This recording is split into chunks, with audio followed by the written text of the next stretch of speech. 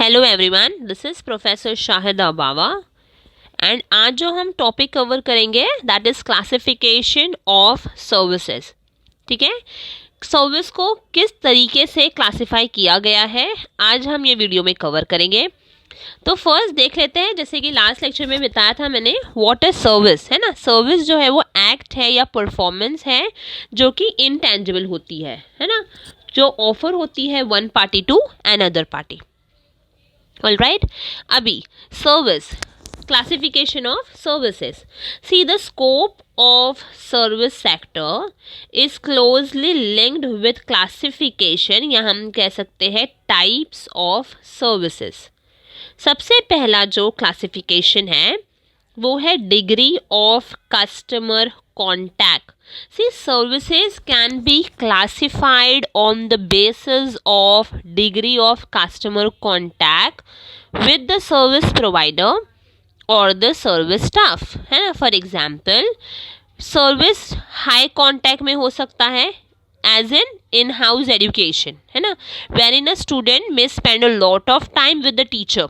तो ये क्या हो गया, हाई कॉन्टैक्ट सर्विस हो गया। अगर हम लो कॉन्टैक्ट सर्विस की बात करते हैं तो low contact service such as car repairs, है ना, तो कस्टमर जो है वो बहुत ही कम से कम टाइम स्पेंड करता है विद द मैकेनिक। वो हमेशा थोड़ी ना अपनी कार रिपेयरिंग करने के लिए मैकेनिक के पास जाएगा, नो, है ना। तो यहाँ पर अगर तो कस्टमर कॉन्टैक्ट की हम बात कर रहे हैं तो कस्टमर किस तरीके से सर्विस प्रोवाइडर से कांटेक्ट रखता है, हमने वो फर्स्ट क्लासिफिकेशन में देखा, डिग्री ऑफ कस्टमर कांटेक्ट।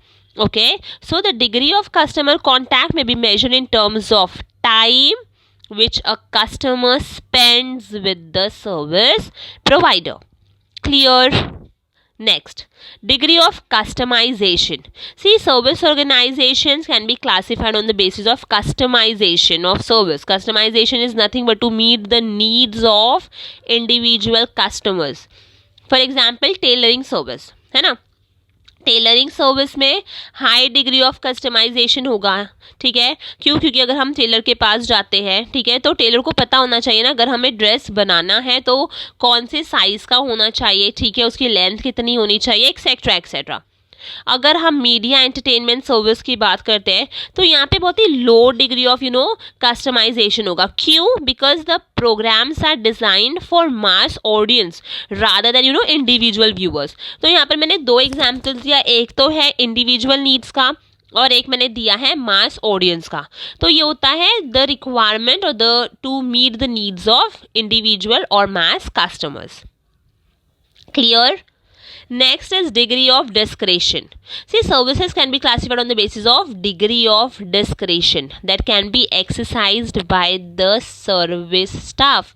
अब यहाँ पे कुछ कुछ केसेस में क्या होगा कि जो सर्विस स्टाफ है वो अपनी सर्विस मॉडिफाई कर सकता है without the permission of the superior, और दूसरे जगह पर वो without consulting the superior he can not take any decision.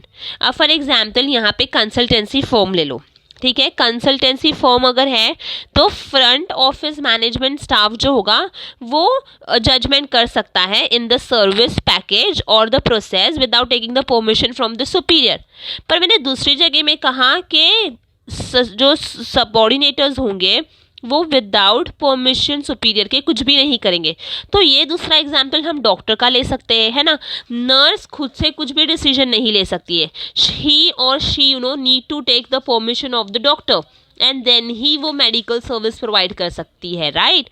तो हेल्थ सर्विस में हम बोल सकते हैं कम या तो no discretion is allowed, but in the case of some other services it may. Okay, next is degree of demand and supply. See, service organization can be classified on demand and supply, और ये क्या होता है, fluctuate होता है depending upon the season. For example, steady demand educational service में demand हमेशा रहेगा, okay.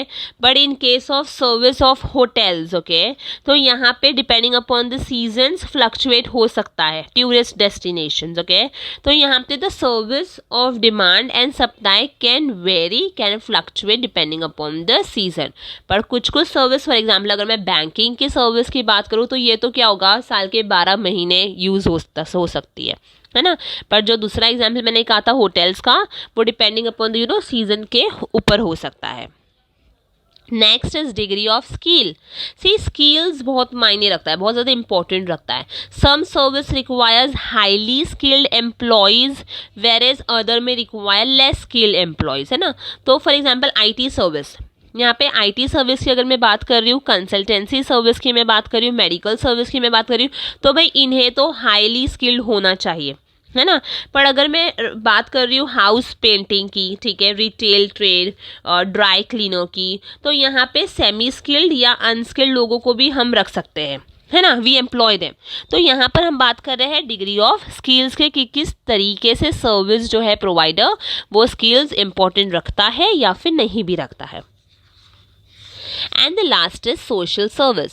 See, service organization can be classified on the basis of goals of the service provider, right? Goals may be profit maximization और social service. अब यहाँ पर अगर तो हम सर्विस प्रोवाइड कर रहे हैं तो या तो मैं प्रॉफिट मोटिव के लिए कर रही हूँ या तो मैं सोशल सर्विस प्रोवाइड कर रही हूँ इसीलिए। For example banking, insurance, transport, ये सब क्या करेंगे, ये लोग प्रॉफिट ओरिएंटेड है ना। तो इनका मेन मोटिव है to earn profit. But what about charitable organization? What about educational institution? What about health service provider? These are social service oriented, okay?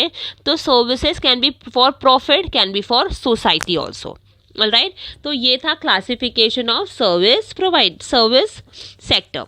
Classification first is degree of customer contact, degree of customization, degree of discretion, degree of demand and supply, degree of skills, and the last is social service, या हम कह सकते हैं profit orientation. All right, hope ये जो topic है वो समझ में आया होगा. If yes, do like and yes subscribe.